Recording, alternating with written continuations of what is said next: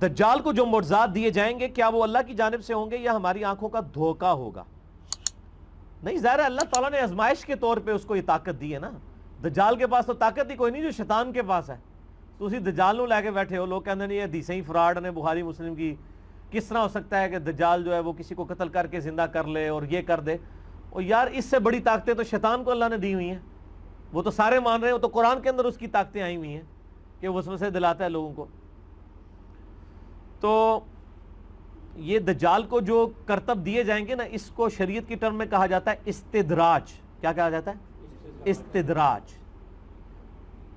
اگر یہ کسی نبی سے ظاہر ہو تو اس کے لیے ہم آیتن کا لفظ عربی میں آیہ بولتے ہیں, یا اردو میں ہم معجزہ کا لفظ. عربی میں بھی معجزہ کا لفظ ہے لیکن حدیث کی کتابوں میں یہ ایز اے ٹرم نہیں یوز ہوا. یہ محدثین کی اصطلاح ہے. معجزہ عقل کو عاجز کر دینے والی شے. اور کسی اللہ کے نیک بندے سے یہ چیز سرزد ہو اسے کہتے ہیں کرامت, اور اللہ کے دشمن سے سرزد ہو تو اسے کہتے ہیں استدراج. استدراج, کرامات اور معجزات. اور ایک اور چیز ہے ایلوژن, آنکھوں کا دھوکہ. یہ چوتھی ٹرم ہے. ان چاروں کے اوپر میں نے 4 لیکچر اکٹھے دیے ہیں, 7 گھنٹے کی گفتگو. مسئلہ نمبر 131 ABCD وہ آپ دیکھیں. اللہ کے فضل سے اپنے حوالے سے وہ ایک یونیک کوشش ہے, تو آپ کو یہ سارے معاملات کلیئر ہو جائیں گے. اور یہ ساری جو شعبدہ بازی ہے نا, یہ صرف ادھر نہیں ہے. کل مجھے ایک بھائی جمعے کی نماز کے بعد ملے, پرسوں, تو مجھے کہہ رہے تھے کہ وہ میری بچی کے اوپر کوئی جنات کے اثرات ہیں, اور اس طریقے سے وہ فلاں بزرگ کے پاس گئے تو وہ انہوں نے علاج کیا تو ٹھیک ہو گیا. اب میری وائف کے ساتھ ہے, میں ان کو لے جاؤں. اور میں نے کہا میرے بھائی وہ علاج کروانے کے لیے آپ جہاں بھی لے جائیں علاج تو ہو جانا ہے. اس کی وجہ یہ ہے, اس کے لیے مسلمان ہونا بھی کوئی شرط نہیں ہے. آج کل ڈسکوری چینل کے اوپر ایک پروگرام ہانٹنگ کے نام سے چل رہا ہے. آپ میں سے کسی نے دیکھا ہے وہ پروگرام, جس میں گوروں کے اوپر جو جادو ہوئے ہوتے ہیں اور آسیب کے سائے ہوتے ہیں, ان کے گھروں کے اندر عجیب و غریب خون کے چھینٹے پڑتے ہیں, قمیضیں کٹ جاتی ہیں, بچوں کے اوپر زخم آ جاتے ہیں, سوتے میں وہ اٹھا کے وہ چرپائی الٹ دیتی ہیں چیزیں. اب اس کو بھی سائنس مانتی ہے کہ یہ علیحدہ سے ایک پیرلل میں ایک نظام ہے پورا جنات کا, شیاطین کا.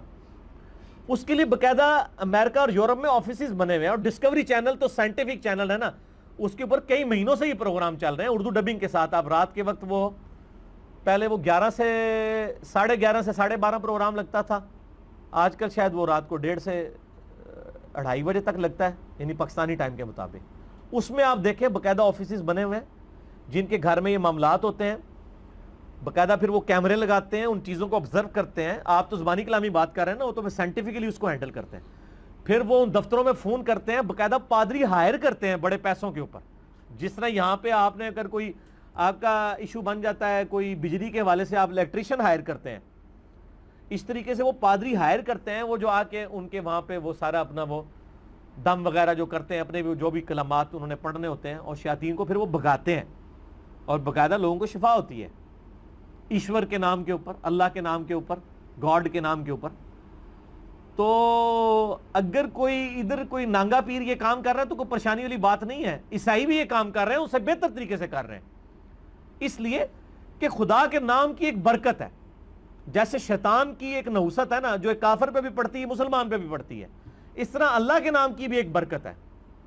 اس کو آپ اسی طریقے سے سمجھ لیں.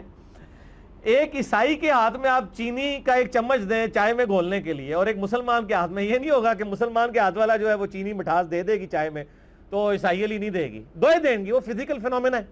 اس طرح اللہ نے ایک روحانی فینومینا بھی رکھا ہے کہ گاڈ کے نام پہ, اللہ کے نام کے اوپر جو بندہ بھی کلام پڑھتا ہے اس کے کلام کا اثر ہوتا ہے. اور وہ یقین کریں پادری پڑھتے ہیں کہ خدا کے نام پر ہم شیاطین کو یہ حکم دیتے ہیں کہ یہاں سے نکل جائیں, وہ نکل بھی جاتے ہیں.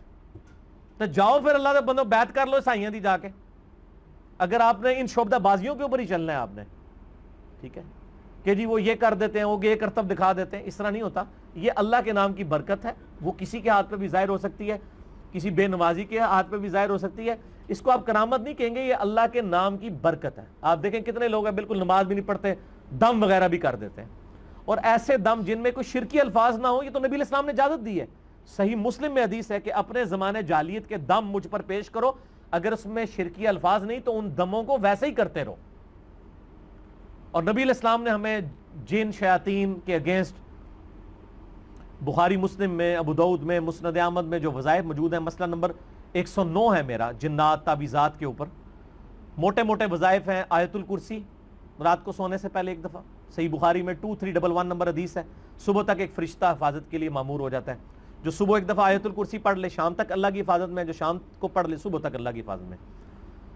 لا الہ الا اللہ وحدہ لا شریک لہ، ابو داؤد میں حدیث ہے، لہ الملک ولہ الحمد وہو علی کل شیء قدیر. ہمارے صبح شام کے اذکار میں بھی یہ موجود ہے، گرین کارڈ میں، بلو کارڈ میں بھی. تو وہ اللہ تعالیٰ کی طرف سے قلعے میں آ جاتا ہے. ترمذی میں، ابو داؤد میں حدیث ہے، بسم اللہ الذی لا یضر والی دعا پڑھ لیں 3 دفعہ صبح اور شام. صبح پڑھ لیں گے شام تک حفاظت میں، شام کو پڑھ لیں صبح تک حفاظت میں. اعوذ بکلمات اللہ التامات من شر ما خلق، صحیح مسلم میں وظیفہ آیا ہے. اسی طریقے سے سورۃ البقرہ کی آخری 2 آیات بخاری مسلم میں ہے کہ کفایت کر جائیں گی. صحیح مسلم میں ہے کہ سورہ بقرہ کی تلاوت جس گھر میں وہ شیاطین نہیں آتے، جنات نہیں آتے. اس کے علاوہ آخری 3 صورتیں بخاری اور مسلم میں ہے، المعوذات ہیں، یہ 3 پناہ دینے والی صورتیں. تو یہ ہمارا الگ سے بھی یعنی میں نے 5 وظائف کے اوپر علیحدہ سے ایک آسان وظیفے جو ہیں، آیت الکرسی، آخری 3 صورتیں، لا الہ الا اللہ وحدہ لا شریک لہ، اور بسم اللہ الذی لا یضر، اور اعوذ بکلمات اللہ. یہ والا وظیفہ، یہ آپ مطلب ان میں سے کوئی بھی آپ وظیفے ان پہ عمل کریں تو انشاءاللہ یہ آسانی ہو جائے گی. تو یہ باقی استدراج الوہین کے اوپر 131 ABCD دیکھ لیں. اگلا سوال ہے